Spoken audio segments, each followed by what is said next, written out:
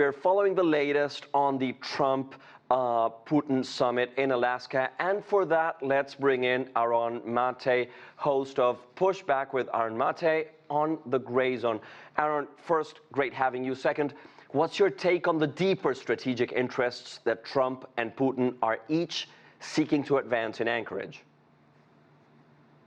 Well, I think both parties are interested in stopping this futile proxy war. It's been going on for a long time now. Even before Russia invaded, there was a proxy conflict between the U.S. and Russia inside Ukraine, U.S. backing the Ukrainian government, Russia backing rebels in the east who were fighting for autonomy. And all this began, in my opinion, in 2014 when there was a overthrow of an elected government in Ukraine that was backed by the U.S. The new coup government then launched a crackdown on ethnic Russians inside of Ukraine who rebelled with Russia's support. This escalated massively in February 2022 when Russia invaded. And now Russia wants to resolve that issue, the issue of the rights of ethnic Russians in Ukraine, along with its other grievances, including NATO expansion and arms control, which has been slowly declining between the two powers. Trump in his first term actually destroyed a really important arms control agreement, the INF, between the U.S. and Russia. So I think Russia wants to see that addressed. And Trump is talking about addressing that as well. He's talked about possibly some new arms control deal and about stopping the conflict in Ukraine. What exactly was discussed in Alaska is unclear. Both sides have been pretty quiet.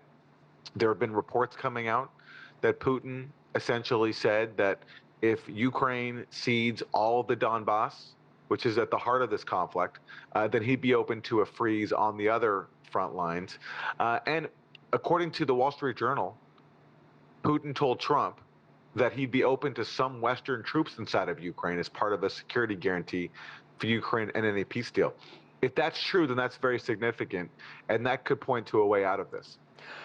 And at the same time, many critics label this summit as symbolic. But do you think it was substantive, or do you think at least that it will lead to substantive changes on the ground? Well, I can't make predictions, but I'm not going to call a meeting between the world's two top nuclear powers symbolic. It's very important that this time of tension, when the U.S. and Russia are on opposing sides of a proxy war, that the two leaders sit down and talk. It hasn't happened in years. It only happened once during Biden's first term, and that was before Russia invaded. And Biden, in my opinion, afterwards made clear he wasn't interested in serious diplomacy. He wanted to use Ukraine for the goal, as his own top officials admitted, of weakening Russia. Not defending Ukraine, but using Ukraine to weaken Russia.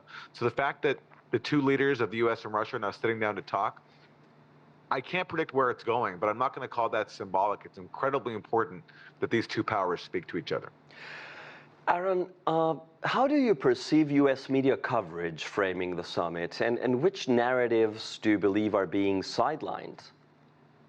Well, the U.S. media, for the most part, is just consumed with this idea that Russia woke up one day and decided to invade Ukraine without provocation because Putin wants to expand the Soviet empire. That's been the dominant narrative for a long time. It requires erasing a whole lot of context. It requires erasing the fact that this conflict, in my opinion, began with a coup in 2014, which the U.S. backed, overthrowing a democratically elected government that was backed by Russia. And that was promising neutrality, promising to not let Ukraine join any NATO bloc, any military bloc, whether it's NATO or one led by Russia. And that promise actually was in line with Ukraine's founding constitution. Its declaration of state sovereignty said that Ukraine will be a permanently neutral state. So in 2014, the U.S. backs the overthrow of a government that was promising to be neutral. The new government was saying, we're going to join NATO. And also, we're going to crack down on ethnic Russians and their culture inside of Ukraine. So you had people in the east of Ukraine rise up with Russia's support. And you had a civil war break out. And there have been multiple opportunities to end that war ever since. There's the Minsk Accords of 2015, in which the Kyiv government, backed by the U.S., agreed to respect limited autonomy for the people of the Donbass in exchange for an end to the war. The Ukrainian government never implemented Minsk because of opposition from Ukraine's ultra-nationalists, including some neo-Nazis.